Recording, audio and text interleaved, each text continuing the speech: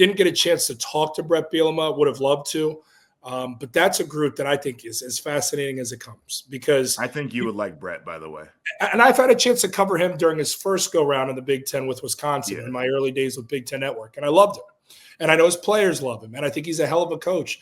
He's going to have to do his best coaching job, interestingly enough, this season, Joshua. And the reason why I say that is people know about him now. They're not sneaking up on anybody. We heard Coach Loxley talk about a locker room being ravaged by NIL and him losing a locker room. I'm not suggesting that could happen with Illinois. What I am suggesting is you start to feel like you invented football when you have a season like Illinois had last year, and then you start to forget what it takes. Now, he's going to have to manage that. Is there a better guy to do it? Absolutely not. Bret's built for it. But this is a group I'm really looking forward to seeing as we talk about Illinois, much like we should probably talk about Indiana in terms of an encore from last year. Those two, I think, battle it out September 20th in Bloomington, very early in the season, and that one could have CFP implications. It's so intriguing with like Bret Bielema and coaching a team like this, because at Wisconsin, it certainly felt like nationally they were underdogs, but in the Big Ten, the teams playing Wisconsin knew that they had to swing hard to try to beat them.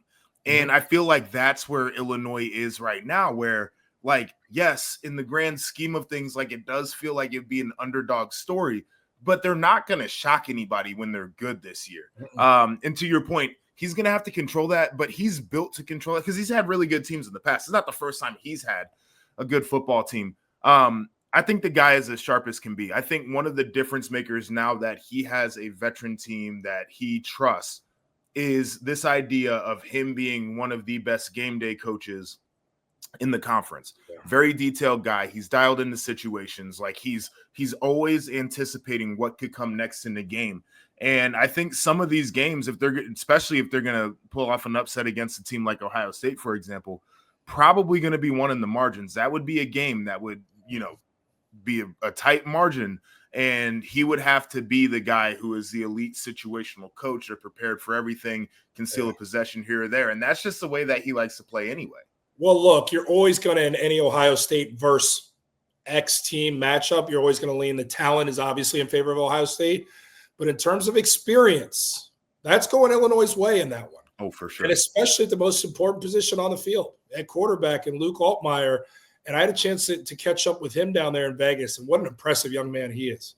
Yeah. Beyond the fact that we gave him a Rubik's Cube and he was able to solve that thing in 90 seconds while carrying on a conversation with us, he just got a great feel. Obviously, has those Ole Miss ties, a relationship with Lane Kiffin down there. He came up to Illinois and really wowed people a season ago, but this is his program. He's ready to lead. He was talking about how he wants his guys on the outside with that receiver core to really prove themselves so he can know who he's going to. But they're fired up with the continuity that they have with that group. And it starts with the alpha as the signal caller. I'm a big fan of Luke Altmaier.